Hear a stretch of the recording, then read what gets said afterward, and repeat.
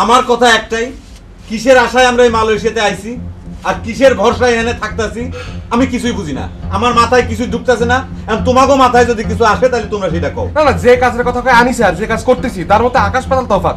আর যে বেতন দেওয়ার কথা আর যে দেব শুনতেছি তার মধ্যে তো আকাশ পাতাল তফাৎ। ওরে বেটা, এই বিষয়ে আমি তো বুলবুলের লগে আলাপ করছি, জিগাই দেন এখানে থাহা খাওয়া তেল সাবান পানি আবি যাবি সবকিছুর খরচ বাদ দিয়া মাসে 1,000 টাকার বেশি 1 পয়সাও বাড়িতে বাড়াইতে পারবে না।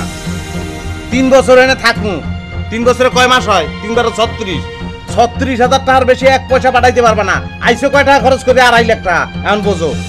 বেজাল তো আরো আছে। আমরা যদি কই কাম করবো না তাহলে তো মাই, কারণ আমগো বেতনের তো এরা কমিশন খায়। আমগো কাম বন হয়ে গেলে তো এগো কমিশনও বন হয়ে যাব নাকি?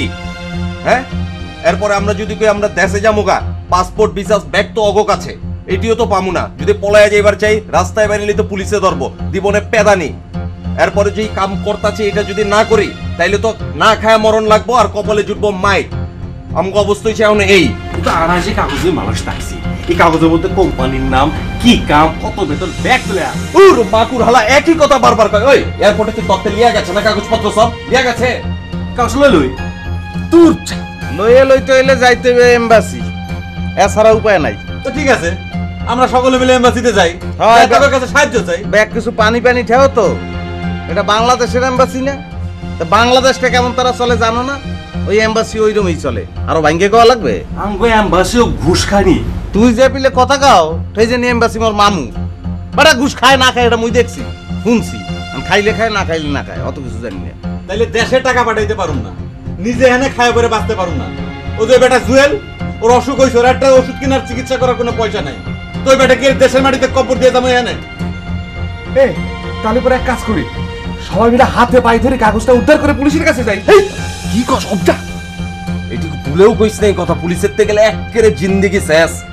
মাস শেষ হোক, বেতনের টাকা হাতে লিয়ালি, তারপরে ঠান্ডা মাথায় যা করণের করতে হইব নাকি দাদা?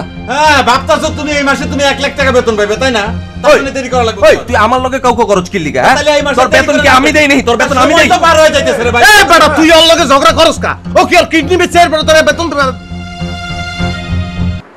বস ওই আমাগো বাড়ি তো বরিশাল, তো জানেনি গাঙ্গের ধারে বাড়ি তো। ওই গাঙ্গে বাড়ি বাড়ি ভাঙ্গে লই যায় মাঝে মধ্যে, আবার সরে যাইয়ে বাড়ি করি। মগদেশে কিন্তু বস একটা জিনিস খারাপ আছে, সরে গুলো মাইর হয়, ধুম মাইর হয়। তা এই মারামারি ফেলে বলছেন একটা পোলা বাড়ি দিয়ে আমার মাথাটা ফাটাই গেলাইছে, এই দেখেন দাগ আছে। তাহলে আর তো আর পাই না। 1 বছর গেছে পাই না হালারে, 2 বছর গেছে পাই না হালারে, 3 বছর গেছে হালার দেহারাই। মুই তো কাঁচা বান্ধে বইয়ে রেখি।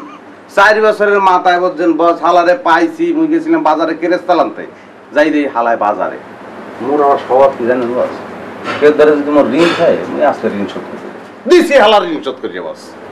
কেমনে শোধ করলাম? বসে বাস চেনেন না? বাস, বড়রা বাস, আজ কে থাকে 2 দিন এরকম বাইরে যায়। ওই আসা বাস মনে করেন এরকম ঘুরে যায়। কি বস এটা কোনো শরমের গল্প? এলে আমার লজ্জা। আপনি শরম পান না? গল্প করো। আমি যে এত শরম পান না এত বুঝি নাই বস।